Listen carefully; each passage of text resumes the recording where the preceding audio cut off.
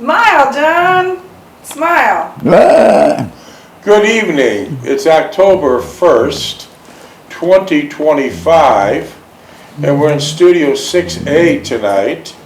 And it's my pleasure and my distinct honor to be speaking with this natural treasure, Mr. John J.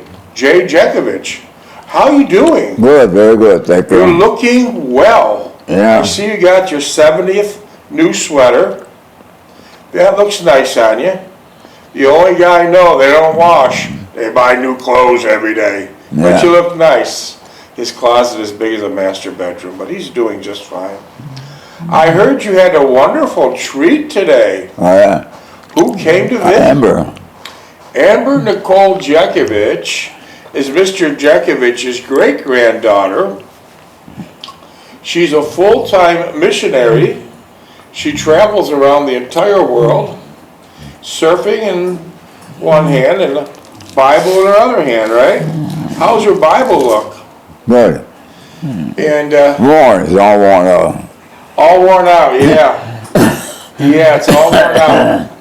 Well, anyway, she's a fine young lady in her 20s. She lives on the ocean in Florida, where she can roll out of bed and be in the sand and surfing, but I guess she gets bored with the waves and she keeps moving all around the world surfing and going to Bible studies and things that she does. I'm not exactly sure, but she does a nice job. She just came back late last night from another trip to Malibu. Actually, she stayed at Malibu for 4 months, and very luckily, she left 1 week before the fire started. But I'll tell you a funny story that you don't know, Mr. Jeckovich. She flies in the LAX, and she does some other chores and whatever she does, and she always rents the car at the airport. This time, she said she doesn't want to give her business to big corporations. So she decided to rent something from a mom and pop called Toro. I never did it before, but I'm just finding out. Toro. And in this case here, it's a mom and pop owning a car, and they'll rent it to you. So instead of giving your money to a big faceless corporation like Avis and Enterprise, she gave it to a mom and pop. So here's how the story goes. I told her never to do this again. She had to take an Uber from the airport, and she had to find a car about 45 minutes away from the airport behind a CVS drugstore. So she got to the CVS drugstore, and she found the car as a really beat up piece of garbage, and she probably paid, full price. Her intentions were good, to give the small business person, money, a business instead of corporations. Her intentions were honorable, but it didn't work out too well. She got there, and some guy that barely spoke English says, "Don't take off yet, I gotta fix a few things." So though she's waiting for an hour behind a CVS drugstore, who knows, the damn car might have been stolen. And the guy, she opened the door, and part of the door fell off, the molding. So she waited and waited. The guy finally came. He didn't speak much English, but he had an ankle bracelet on from the police. An ankle bracelet. And so the guy duct taped this. He put some oil in the car. And then Amber was on her way. She sat down Interstate 5, the thing was vibrating real bad, and lights were going on, and it was ticking like a time bomb. So finally she got to where she was going, and she made it back. Actually, she made it back. But I said to Amber, doesn't this sound kind of funny? You have to take an Uber all the way to go behind a CVS. Then some guy that doesn't speak English wearing a police ankle bracelet duct tapes your car because the door is falling off. And then you're driving it on the highway and it's vibrating really bad. I said, your intentions were good, Amber, but please don't do it again. Go right into, when you get off the plane, go right into one of the 5 top rental cars. Use your AAA Plus, and you probably would have got it a lot cheaper. Yeah. You would have gotten a 2026 car that smells good, no duct tape, and no one's serving you with an ankle bracelet. So anyways, there's a funny story, and like I said, her intentions were really well, that she wanted to give mom and pop a business, but sometimes that just does not work out. Sometimes that just does not work out. Like here in Florida, you try to give mom and pop businesses to, let's say, work on your house, or clean your carpets, or paint your house. So instead of calling a professional, big corporation that's got beautiful trucks and scaffolding, and you call mom and pop, and here they are. I call them trunk slammers. They show up with a little tiny car with ladders roped up on the top and paint in the back. It usually doesn't work out too good. Their intentions are good, but you have to get your jobs done right. Like the last guy we hired to work on some of our commercial property, we didn't go for the big corporations. We hired a mom and pop, and he came in a Fiat with ladders tied on the top, painted inside. It was a real disaster. Remember one thing, the acronym for Fiat is, don't ever buy a Fiat. The acronym for Fiat is, fix it again, Tony. Don't buy a fucking Fiat. You'll be the biggest mistake. So think it over. Amber did good. We tried to do good by hiring the local mom and pops, but they have to, they gotta sharpen their game. They gotta get better equipment if the people want to continue hiring them, because there's not a discount. They're charging more than the big corporations. So there you go. At least with a big corporation, I know I can pick up the phone and I'll come back and fix something they didn't right. With mom and pop, you don't know where they're at the next day. They might be in another state, right? Mr. Jeckovich, do you want a coffee? No, thank you, nothing. You want a cough drop? No, I just have one. Homer, do you want a cough drop? You want a coffee? No. Okay. All right. We're at the crossroads again. We have a lot of text messages, and we have a lot of reading of your book. What would you like me to do? Ask you some questions or read the book? What, my book? You want me to read your book, or you want me to ask you some questions, people? Ask some questions. Okay. Mr. Jeckovich was from Company H, the 2nd Battalion of the 291st Regiment of the 75th Infantry Division of the U.S. Army. During World War II, Mr. Jeckovich lives by the motto, yesterday is history, tomorrow is a mystery, and today's a gift, right? Yeah. All right. Let's see what we got for you here.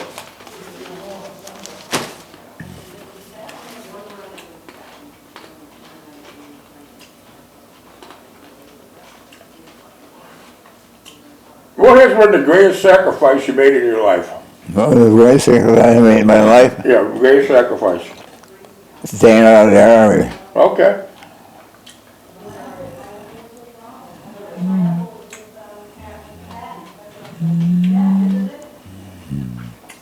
You worked as a usher during the 30s, 1930s, as an usher of the Cataract and Strand Movie Theater in Niagara Falls, New York. Yeah. What were your duties as an usher? Just go down the aisle, find empty seats, flash the light, 2 sides, 2 empty seats, flash the light twice, because they'll bring 2 people down.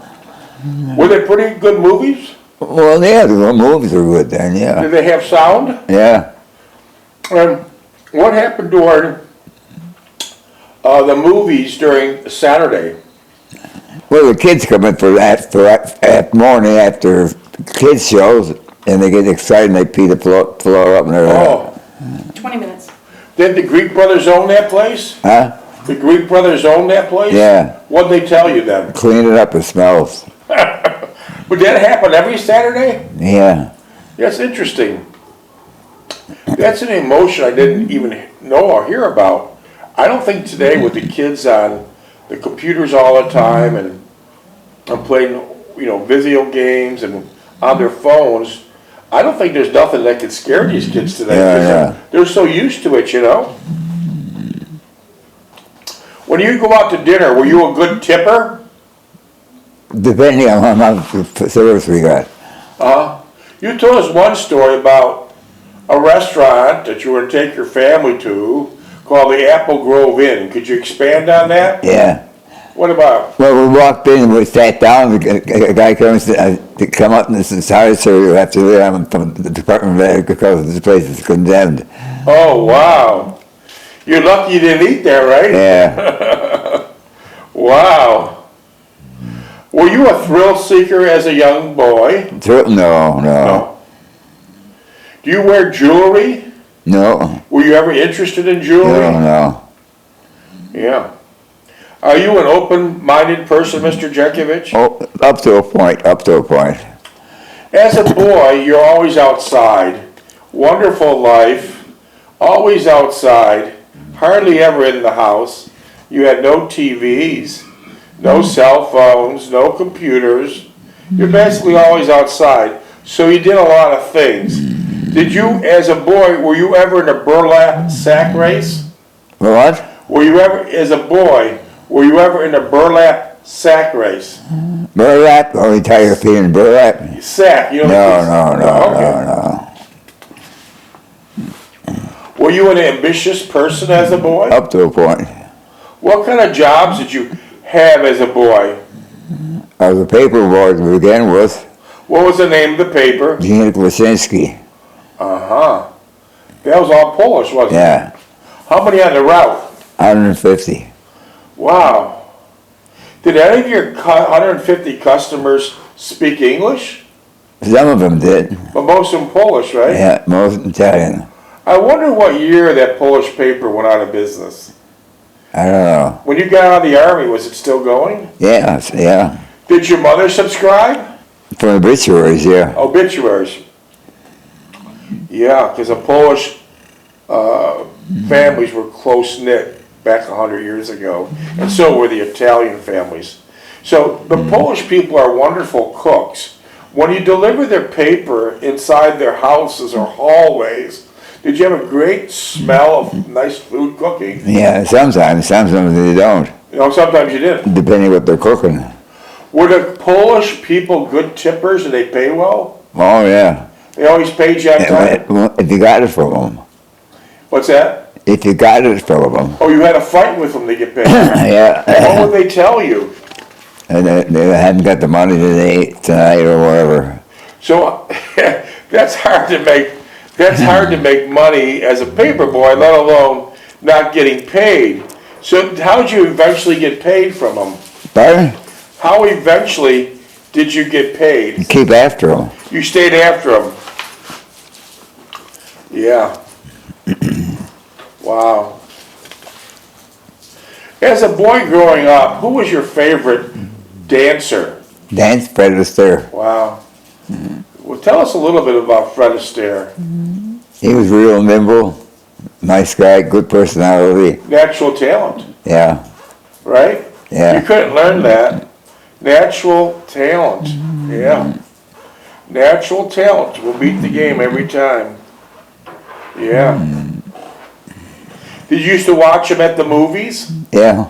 You did? Okay. When you write letters, Mr. Jeckovich, I know you write letters, you don't have a computer, you don't want a computer, you don't want an iPhone. Do you prefer writing your letters in blue ink or black ink? Blue ink or black ink? Black ink. Black ink, okay. I'm just curious, when you were a boy, did the desk at your school have ink wells where you dip your pen? Yeah. You dipped your pen? The Circus Free School had those, yeah. Wow, that's amazing. I've seen that on TV once, and I always wondered. You said about 2 or 3 months ago when you're in the service, you were so hungry, and this wasn't during the middle of the war, this is off the war, that you ate 28 pancakes. How did you do That was an exaggeration. That was embellishment. Yeah. So about how many pancakes did you really eat? Probably 4. 4 or 5, yeah. Okay. Did you have an aquarium or goldfish when you were a boy? Yeah, it didn't last very long. Why not? It's too much time, too much trouble. Okay. What's the worst leader in the history of the world do you believe in? Who was the worst leader Who was the worst leader? in the history of the world? Hitler, huh? Yeah, you're probably right. Hitler, that no good son of a bitch. You're probably right, Mr. Jeckovich. I mean, your father worked 3 jobs, Marion Jeckovich, and he died at an early age of 38 to 39. 43. Yeah, and he worked very hard to give his family a better life. But could you describe 2 funny traits about your dad? Was he a joker? A joker?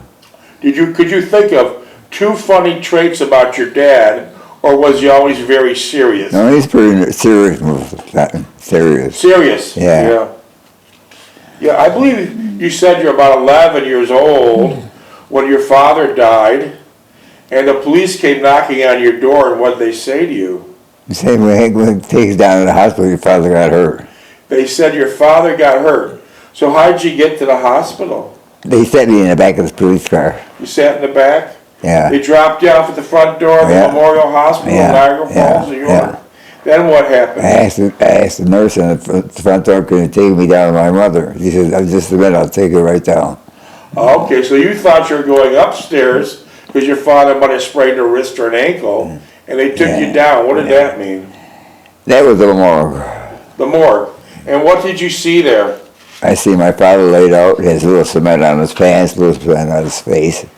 The reason why he had cement on his pants, because he was working his 3rd job that night, mixing cement by hand, right? But with the shovel, you got to By mix cement with the shovel, yeah. Okay. And was your father's eyes open or closed? Closed. And then what they asked you to do that, identify the body? And he said, "This is your father?" And I said, "Yes." And then he said, "Well, you go through his pockets." Oh, what'd you find in his pockets? I found his keys to the house, his can of cigarette, his Prince Albert tobacco, and paper he wraps it in. What else? And I found, like I said, the keys to the house, and some quarters and dimes. That was it. Yeah. So at that age, you're 11 years old, and that's where this book begins. Their mother's sons. So he took care of his mother from when he was aged 11, to his mother's demise at 89, her mother's demise at 89. And that's where this book takes you through. How many pages is the book? 849. Yeah, it's a big, beautiful book. And how'd you lay it out? How'd you write it? In yellow paper. Big yellow legal pads. So that's where the book begins that we've been reading for the last year and a half. I think we have about 600 YouTubes of reading every part of the book. It's very interesting. And how much is the book? It's not for sale. Not for sale. The book wasn't written about money. No way. Not interested at all. Mr. Jeckovich is fine in that department.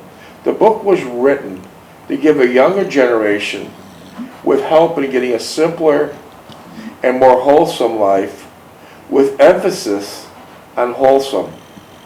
You could ask Mr. Jeckovich any question you like. He's been there and done it. 100 years old, I'm sure he has. Say, for example, if you want to ask Mr. Jeckovich a question about marriage. How long were you married? 69 years. Who would be a better person to ask? Who would be a better person to ask? So text Mr. Jeckovich at 407-366-0000. 407-366-0000. He'll ask any question that you send his way. Straight up. No BS. He's lived his life by the golden rule, and he's going to take it down to the end. You know, we're here till the wheels fall off, and he's going to shoot you straight. During World War II, did you ever go scuba diving? No, no, no, no, no. How long have you been retired for? 1980. 45 years. Yeah. Going on 46 years. Man, you beat the system. Oh boy, You yeah. beat the system, Mr. Jeckovich. You're only a stone's throw from the beach. And those 46 years of retirement, how many times have you laid on the beach? Once. One time. Yeah, In 46 years. yeah. What didn't you like about it? Sand in the sun. Oh, wow. Did your wife like the beach? No, not too much. So that wasn't high on your list. Yeah. Do you remember, I know during World War II you had four girlfriends, but prior to that you had a lot of girlfriends. Do you remember who you had your first Irene crush on? Jeckovich. What's your name? Irene Jeckovich. I'll be damned. I take it she was a Polish girl that lived in Yeah. your neighborhood. Yeah. Did she live I went to upstairs? school with her. Really? Was she off of Royal Avenue? No, her father owned a dairy. A dairy? Yeah. How big of an operation was it? Well, he had probably 150 customers. Wow. Where do you think she is now? Who? Irene Jeckovich. Probably dead. Dad, yeah. So that was her first girlfriend, right? Yeah. How did your parents meet? They didn't meet over in Europe. They met over here. What, maybe at a church function? Church function, yeah. Mr. Jeckovich's mother was named Anna Targus from Poland, and his father was named Marian Jeckovich 8 minutes. from the ghettos of Russia.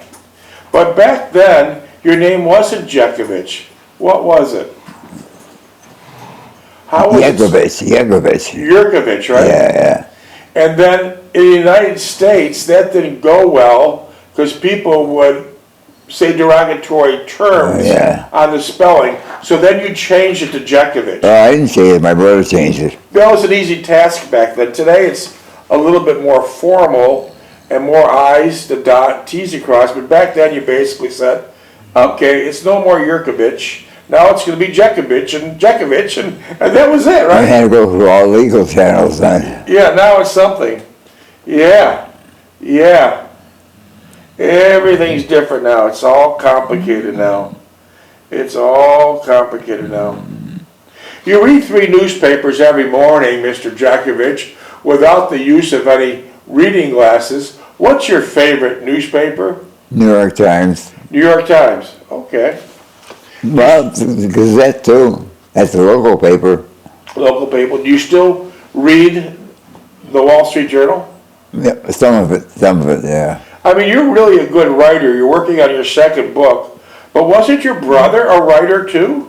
My brother? Yeah. Oh, he was a reporter for the Tonawanda News. After he a had while, some he got pretty that good job. talent, Yeah, right? yeah.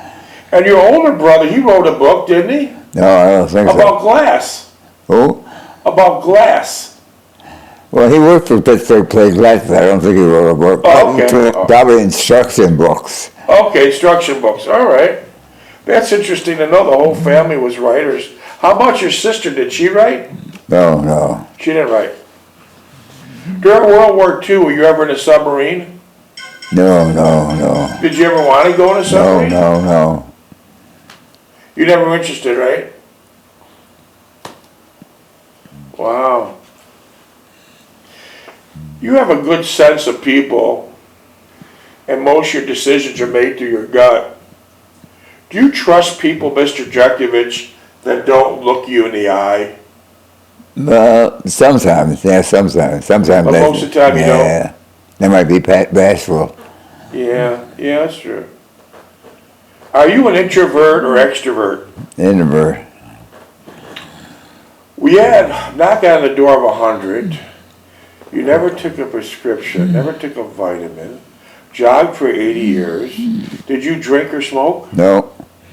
How about when all the guys you worked at Kimberly Clark for 35 years and that tavern Red right next Spot, to the Kimberly Red Clark? Spot. Red Spot. It's still open. Oh, yeah.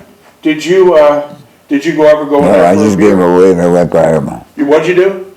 I just gave him a wave and went by him. What do they do in those Red Spot for so many hours? sitting, drinking, but bang about how good they did today. So They were. they bragged. Yeah. Wow, yeah. I think that's still going on now. So getting to the point of eating, what type of breakfast do you still maintain to this date?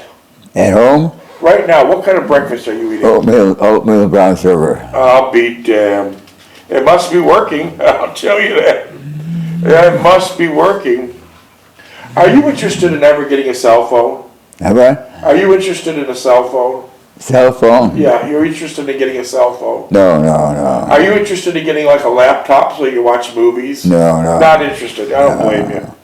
I don't blame you. As growing up as a boy, what type of physical fitness exercises did you do? I worked with my father and my uncle. Right? My uncle, I'm climbing all over everything, ladders and all over. That was your Uncle Andy, right? Yeah, And that was working at Croisdale's. yeah. What did you do at Croisdale's? My uncle, Yeah. well, he was running across, so the one that ran it was just getting the customers, and he'd go on the jobs to do the jobs. Well, what type of work did they do? Sheet metal, Sheet metal. So you were in every factory in Niagara Falls and Buffalo. yeah. And what did you think of those factories? Alcohol, we had to wear a mask in all of them. They're nasty. Yeah, Except the one you worked at Yeah. for 35 years, Kimberly Clark. yeah. Tell us a funny story. It's the middle of the winter, and you're up on the second story of a house. What were you doing on that house? Putting cleats in the roof to keep the iron cleats when the snow and ice came down. The iron clips would break the ice up. Oh, I didn't know that. So they're like spikes, Yeah, and when the ice would form, it'd break them up. yeah. And then you had a mishap. You're sitting on the second story, pounding these cleats. What happened next? Well, the worker behind me, below me, he was on a scaffold doing gutters, and I slipped off the roof. I went over his head. Wow, and you fell from the second story to the ground. What saved your life? With a bunch of snow. Oh, 3 feet of snow? Yeah. And what did the worker tell you? He said, "Get off your ass and get busy. Don't screw it around." So the worker, you flew over his head because you're on a second story roof, very icy, it's snowing, and the worker was, the older guy was below you. Was he athletic? Huh? Was he an athletic guy? What? The worker below you, was he in good shape? Oh, yeah, well, he's about 60 years old. Okay, so you flew over his head, and you went into the snowbank, and he told you, get your ass back up there and start fooling around. Yeah. Boy, today you They're have, goofing off, yeah. still goofing off. Were you injured? No. You're a lucky man. 2 minutes. You're a lucky, what's that? 2 minutes. You're a lucky man. Today they'd have 15 lawyers on that. Yeah. Did you ever work with that guy again? Oh, yeah. He was part of the team. Wasn't your Uncle Andy a very smart man? Oh, yeah. 3 years of education, that was it. Third grade education, that didn't matter. He knew how to put the math together Yeah. for all these vents you built, right? Yeah. When's the last time you seen your Uncle Andy? Sitting on the grass in Hyde Park. And what was he doing there? Just sitting there. Just taking He's in. retired. I wanted to go sit with him, but I didn't do it. You regret that? And a couple of months later, he died. You regret that? Yeah. So he was retired at this point, and he's just sitting at the grass at the creek, Yeah. looking at the creek. At the creek, too. Jill Creek? Yeah. Wow. 1 minute. Huh? 1 minute. And Uncle Andy was your mother's brother. Yeah. Did they get along? Oh, yeah. They got along. Well, And you had another uncle, Uncle Johnny. Yeah. Did you get along with him? No, not too well. He worked at the Kimberly Clark, too. Why didn't you get along with him that well? Well, he was out of, he does his own thing. Did he come visit your mother a lot? No, but once in a while, yeah. Did your Uncle Andy visit your mother? Oh, yeah. Sunday he'd come for supper. How did your Uncle Andy and your Uncle Johnny get along with your father? They get along all right. They got along yeah. good. My father got along with everybody. Your father was very outgoing. Yeah, I'll be 10 missed. seconds. Your father talked to everybody. yeah. He had a great big Packard automobile, 24 feet long, But he never drove it. No, Why? he didn't